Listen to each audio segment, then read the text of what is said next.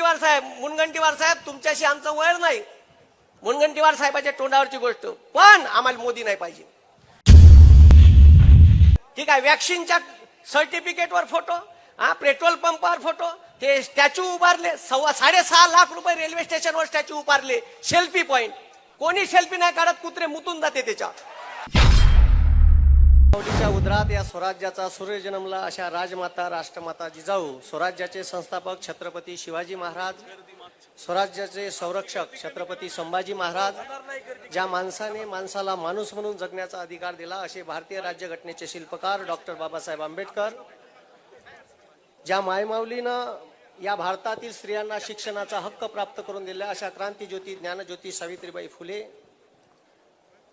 तिच्या मागे खंबीरपणे उभा असणारा विठोबासारखा ज्योतिबा, जगद्गुरु तुकाराम महाराज, राष्ट्रसंत तुकडोजी महाराज आणि यांच्या नावाने या महाराष्ट्रभर ग्राम स्वच्छता अभियान राबवल्या जाते असे कर्मयोगी गाडगे महाराज, उपस्थित या विचार मंचावर उपस्थित असलेले सध्या सत्तेत असणाऱ्यांना एकच माणूस जड चालला, ते आदरणीय पवार साहेब, थोरात साहेब, राऊत साहेब, रोहित दादा, उपस्थित या विचार मंचावरील सर्व महाविकास आघाडीचे पदाधिकारी, इथं उपस्थित असणारे श्रीगोंद्यातील सर्व नागरिक यांना मी वंदन करतो. आता काल इलेक्शन झालं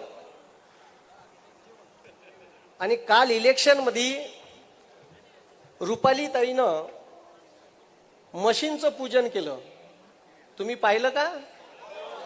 भारतीय राज्यघटनेतला भाग 4(अ) 51(अ) सांगते का भारतातील लोकांनी विज्ञाननिष्ठ दृष्टिकोन बाळगावा.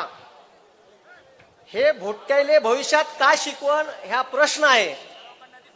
आणि यानं मशीनचं पूजन केलं. अशी शेख निर्मला मॅडम होत्या, हे राफेल आणाले गेल्या तर राफेलने लिंबून मिरच्या बांधते, आणि राफेलने लिंबून मिरच्या बांधल्यावर फ्रान्सची पंतप्रधान अशी वाकून पाहते, what is this is a लिंबून मिरच्या.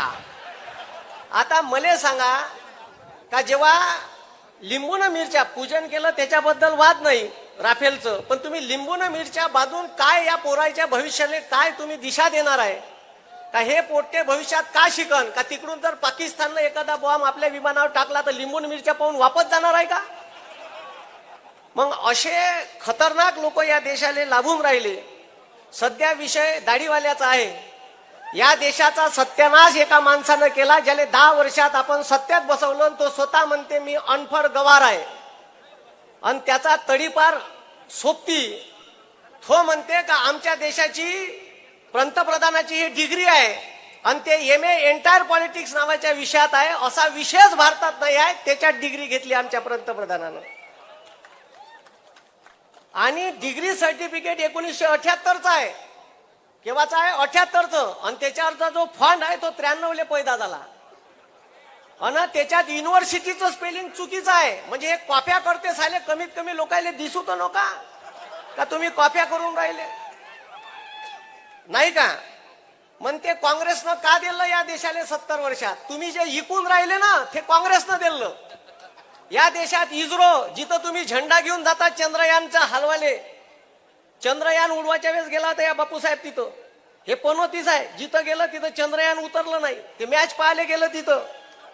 हे मॅच वर्ल्ड कपची मॅच वानखेडे स्टेडियमवर होणार होती. महाराष्ट्रात जे जे चांगलं दिसून राहिलं ते गुजरातले कसं न्यायचं. ह्या जो दाढीवाला आहे ह्या भारताचा पंतप्रधान नाही, ह्या फक्त गुजरातचा पंतप्रधान आहे. आणि त्याले गुजरात साजरा करता येत नाही तर याची नथनी दाब, तिच्या कानातले दाब, दुसऱ्याचं डोरलं घे, तिसऱ्याचं लिपस्टिक घे आणि आपली गुजरातची नवरी साजरी कर. असा विषय त्याचा आहे. म्हणून जर तुम्हाला गुजरात बनवता येत नसेल तर आम्हाला समजा. आमचं 1,76,000 कोटीचा सेमीकंडक्टरचा जो प्रोजेक्ट आहे वेदांता, ठीक आहे, फॉक्सकॉनचा, तो सगळ्या प्रोजेक्ट तिथं नेला. टाटा एअरबसचा प्रोजेक्ट नेला. ते एक पोट्टा आहे त्या मुक्याचं घेबर, त्याचं आता लग्न झालं. त्या पोट्ट्याले हत्ती आवडलेत. आमच्या गडचिरोलीचे हत्ती नेले, संभाजीनगरचे वाघ नेले. त्याच्यानंतर G20ची कॉन्फरन्स परिषद हे मुंबईत व्हायला पाहिजे होती. मुंबई इकॉनॉमिकल राजधानी आहे, ते अहमदाबादले नेली. सगळे इथून सगळेच्या सगळे हे गुजरातले न्यायचा प्रयत्न करून राहिले. ठीक आहे. मग अशा पंतप्रधानाले जो फायनल मॅच पाहायला जाते ते फायनल मॅच हारते, चंद्रयान उतरत नाही आणि म्हणते इस्रोनं ठीक आहे भारताच्या काँग्रेसनं 70 वर्षात का केलं, तर या भारतात इस्रो बनवलं ज्याच्यामुळे तुमच्या हातात आता मोबाईल चालून राहिले, टीव्हीवर तुम्हाला ठीक आहे एवढे सगळे चॅनल दिसून राहिले, हे सगळे इस्रोनं केलं, त्यावेळेस काँग्रेसनं केलं. त्याच्यानंतर DRDO नावाची संघटना आहे जे भारतात अग्नी 5, अग्नी 6, सूर्या, नाग असे क्षेपणास्त्र बनवते देशाच्या संरक्षणासाठी, ते काँग्रेसनं केलं. ठीक आहे. त्याच्यानंतर सेल, गेल, भारत पेट्रोलियम, इंडियन ऑइल, हे जे भारत पेट्रोलियम ह्या चोट्ट्याने इकाले काढली ना, ठीक आहे, हे सुद्धा काँग्रेसनं केलं. IIT, IIMs आणि तिथं अमेरिकेत जाऊन ह्या भाषण देते, का म्हणते का मी या देशात दर 8 दिवसाला एक युनिव्हर्सिटी काढून राहिलो. अमेरिकेतलं भाषण आहे त्याचं, 8 दिवसात एक युनिव्हर्सिटी. मग एका वर्षात किती हप्ते येते माहित आहे का? 52 हप्ते. 10 वर्षात किती झाले? 520 हप्ते. मग 520 युनिव्हर्सिटी कुठं पैदा केल्या या फोकनाड्यात ताणणाऱ्याला विचारा, बरोबर आहे का नाही? त्याच्यानंतर ह्या म्हणते दर महिन्याले मी एक IIT, IIM बनवून राहिलो. त्याच भाषणात बोलला आहे तो, भल्ला फोकनाड्यात आणते जी. आणि आपल्या देशाचा सत्यानाश आपण एका अनपढ गवार पंतप्रधानाला बनवून दिलं. एक IIT, IIM एका वर्षात 12 महिने, 120 IIT, IIM 10 वर्षात पैदा व्हायला पाहिजे. विचारा त्याला कुठं कुठं तयार झाले. या शेतकरी गोरगरिबाचा सत्यानाश केला त्यानं. आणि मार म्हणे अच्छे दिन लाएंगे, त्याची एक सोबतीन होती सास भी कभी बहुत ही वाली, गळ्यात कांदे, वांगे, हातात सिलेंडर, तिले 430चं सिलेंडर महाग वाटत होतं. कोणाले? त्या सास भी कभी बहुत ही. एक शब्द बोलत नाही. आता सिलेंडर 1130 वर नेलं. नेलं का नाही नेलं? नेलं का नाही केलं? नेलं. आणि झोक्कानं इलेक्शनच्या वर्षात 200 कमी गेले, चोट्ट म्हणते वरून कमी केले. अबे पण साल्या 7 वर्ष वखरले तुला पैसे, 10 वर्ष अरे वखरले का नाही? त्याच्यानंतर DAP ची बॅग 538 रुपयाची बॅग 1350 वर नेली. आता पुन्हा काल रेट वाढले 200 रुपये. घ्या ना शेकून, द्या त्याले मत. अजून गरम फडक्यानं शेकून घ्यायचे असन तर त्याला मतदान करायचं. नाही तर मग येणाऱ्या 13 तारखेला निलेश भाऊ लंके यांच्या नावासमोरील तुतारी वाजवणारा माणूस या चिन्हासमोरचं बटन दाबाचं आणि जास्तीत जास्त मतानं मी. आदरणीय पवार साहेब अशा लोकांना नेतृत्व देतात, जनसामान्याचा नेता आहे. निलेश लंके साहेबांना कोरोनात केलेलं काम लक्षात ठेवा. काहीच करायचं काम नाही. कोरोनातले व्हिडिओ व्हायरल करा त्या माणसाचे. अरे का माणूस आहे हो. कोणी आमदार, खासदार, सर्वसामान्य माणूस सगळे घरात होते. त्यावेळेस निलेश लंके साहेब कोरोनाच्या काळात मैदानात तुमच्यासाठी होते. ऑक्सिजनचे सिलेंडर, तुम्हाला सर्व व्यवस्था. क्वारंटाईन झाले तर तुम्हाला घरात घ्यायला कोणी तयार नव्हतं, तेव्हा एकच माणूस खंबीरपणे होता, उभा होता आणि 24 तास उपलब्ध असणारा नेता पवार साहेबांनी तुम्हाला दिला आहे. मग युरियाची बॅग 150 रुपये होती, 350 नेली या चोट्ट्यानं. पेट्रोलचे भाव अच्छे दिन थे जायन बुरे दिवसात 67 रुपये होते, 116 वर नेले. झोपकान 9 कमी केले. साधे साधे प्रश्न आहे आपले. खूप मोठाले प्रश्न आहे का? नाही. अरे आहे का? नाही आहे. त्या देवेंद्र फडणवीसनं आणि पाशा पटेल म्हणून एक नेता आहे, त्यानं नागपुरात आंदोलन केलं होतं. सोयाबीनचे भाव 12,000 पाहिजे, कापसाचे भाव 16,000 पाहिजे. कुठं गेले म्हणा आता? बोंबला ना म्हणा रस्त्यावर येऊन. हा, या शेतकऱ्याला हमी भाव भेटला पाहिजे. तर आता दिल्लीत आंदोलन झालं, त्याच्या रबराच्या गोळ्या, अश्रुधुराच्या नळ कांड्या. माग शेतकरी अन्याय विरोध कायदे केले, तर 1 वर्ष या देशातल्या शेतकऱ्याला आंदोलन करायला लागलं. शेवटी या देशात विजय शेतकऱ्याचा झाला आणि या बदमाश सरकारले ते कायदे मागे घ्यायला लागले. पण 700 शेतकरी शहीद झाले. त्या शेतकऱ्याचा बदला आपल्याला आता घ्यायचा आहे आणि ती वेळ आली आहे. आणि म्हणून येणाऱ्या निवडणुकीत तुम्ही लक्षात ठेवा, आम्हाला असे अच्छे दिन नाही पाहिजे का डिझेल 52 रुपयाचं 93 रुपयावर गेलं. DAP ची बॅग 538 ची 1350 गेली. युरियाची बॅग 350 रुपये गेली. ठीक आहे. पेट्रोल 67चं 116. आम्हाला आमचे बुरे दिन वापस द्या.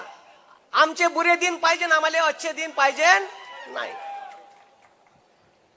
त्याच्यानंतर आता हे काँग्रेसचे BJPचे नेते म्हणते काँग्रेसनं का केलं, तर तुम्ही ज्या शाळेत शिकले ना ती शाळा काँग्रेसच्या काळात उभारली. कुठून बोमलले असते हे. आणि आपण बेरोजगार पोट्ट्याचा सत्यानाश केला. या देशात अग्निवीर नावाची एक योजना आणली का नाही?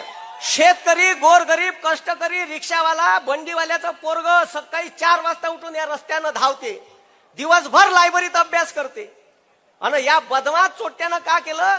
आपला पोरगा 17 वर्षाच्या बॉन्डवर लागत होता, इंडियन आर्मीत लागला, आपला पोरगा शहीद झाला, तिरंग्यात लपटून येत होता, गावात त्याला मानवंदना देण्यात येत होती, त्याला पेन्शन होती, त्याला कॅन्टीनची सुविधा होती.